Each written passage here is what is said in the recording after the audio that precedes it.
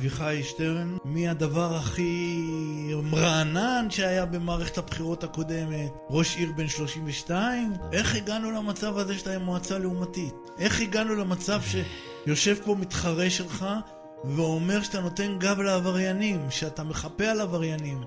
איך הגענו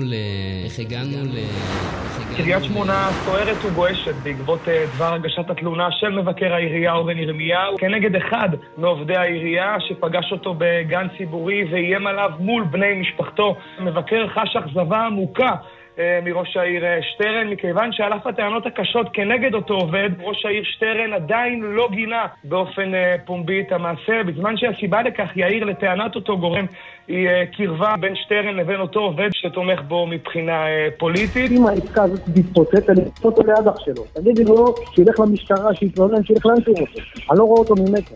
אני בזבז אותו. ראש העיר, כל העולם מעורב בזה. אני לא קופץ לחרוץ דינים של אנשים, זה גם לא תפקידי, מדובר בעובד מצטיין תותח, שלא היה כדוגמתו בעיריית קריית שמונה. ועדיין אורן ירמיהו מפחד ממנו, מבקש הגנה על חייו וצו הרחקה כדי להגן עליו מפני אותו אדם. אז בסדר, א', אנחנו בחופשה מרוכזת מיום ראשון עד יום ראשון הבא, עירייה סגורה. תגיד לו שירגע, למה זה יעלה לו ביוקר, שלא יעלה לי את העצבים.